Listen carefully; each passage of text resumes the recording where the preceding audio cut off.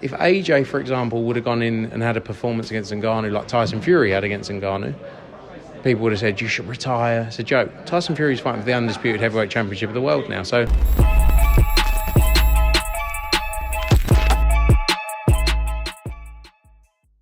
this is Danny Gaffone for Pro Boxing Fans in Sheffield, where Dalton Smith has just stopped Jose Zepeda inside 5 rounds. Pleasure to be joined by Frank Smith. Frank, I think a lot of people were picking Dalton to win, but I didn't see anyone picking him anywhere near as conclusively as that. What's your take on what we just saw?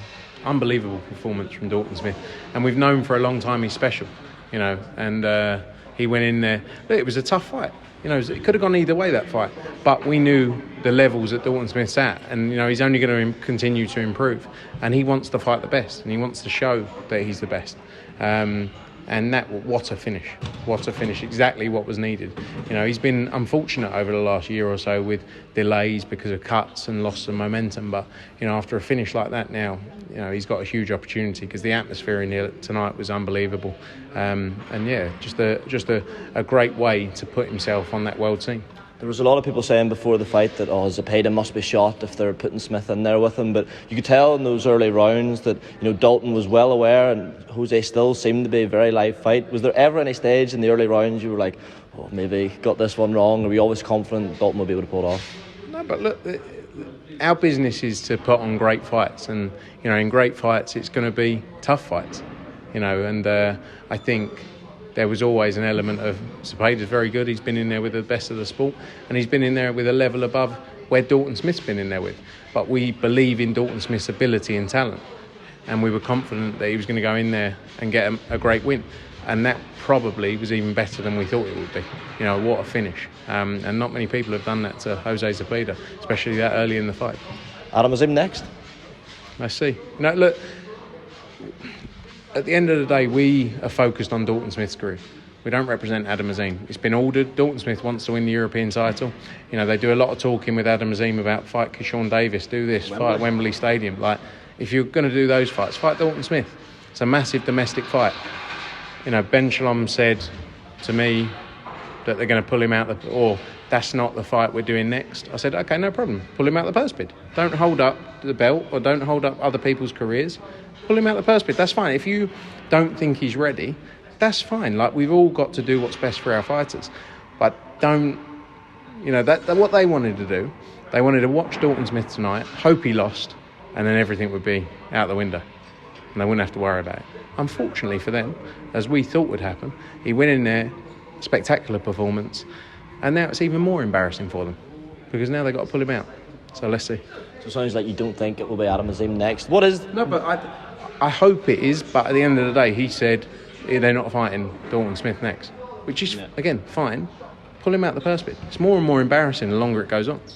So what do you think is most likely to be next for Dalton? You've obviously got loads of talent at 140. So recently signed Sabriel Mateus. You got the Taylor Catterall rematch coming up soon. Do you think that is a potential fight for Dalton, either the winner or loser of that Josh Taylor-Jack Catterall rematch? Or do you think that's unlikely to be a fight they'd look at?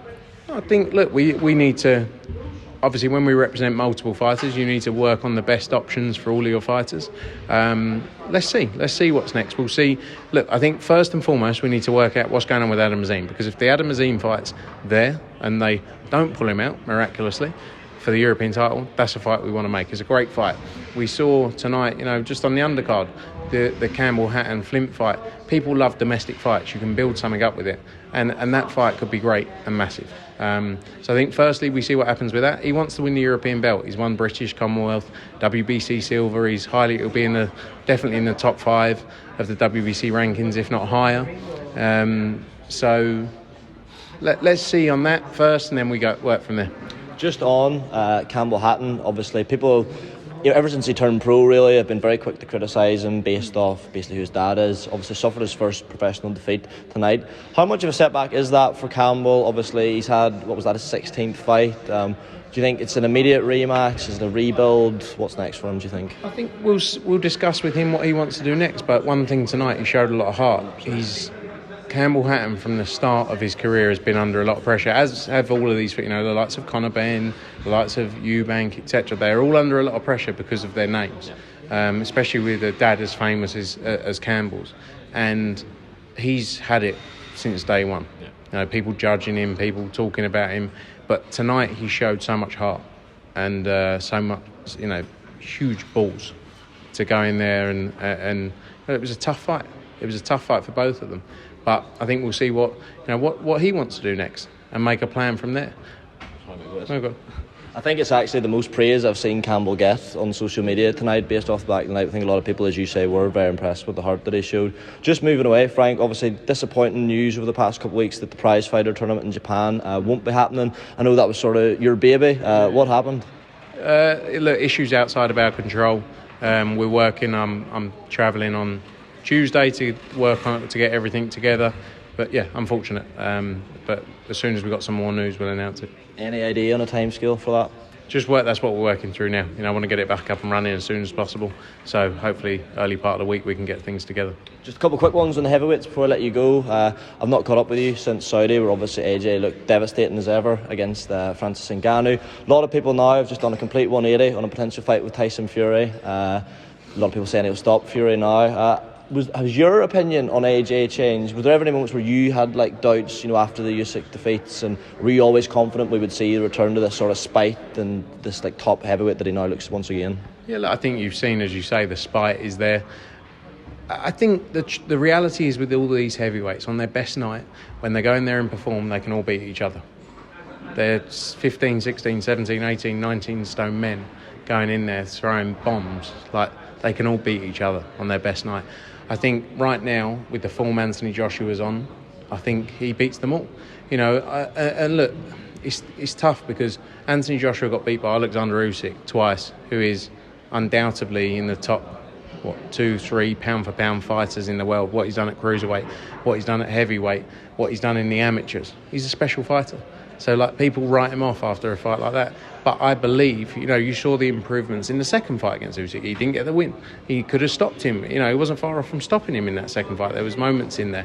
But he showed improvements. It was a closer fight the second time around. I believe he can beat Alexander Usyk, and I believe he beats Tyson Fury. But that's why we love heavyweight boxing. That's why people are intrigued. That's why people are talking about it. And, if AJ, for example, would have gone in and had a performance against Ngannou like Tyson Fury had against Ngannou, people would have said, you should retire. It's a joke. Tyson Fury's fighting for the undisputed heavyweight championship of the world now. So, people have different opinions and positions on it, but that's what makes it great. That consistent question marks of who wins, that's what we love to see. And long will it continue. But look, I believe Anthony Joshua is in the form of his life. I believe momentum's key for that. Activity, 4 fights in 11 months. So, can't wait for what the next year or two holds. Last one, because it's getting late. Such is the nature of boxing. Not everyone's been waxing lyrical about AJ. Carl Froch and Froch on Fighting, which he's obviously getting good numbers from. He focused more on how poor Ngannou was. He said he should never box again, and sort of said people were maybe getting a bit carried away with the hype around AJ, given the level of opponent he's faced, and then it sort of had a bit of go at Ottawa Wallen as well. Is that a valid point of view, do you think, or is that unwanted criticism?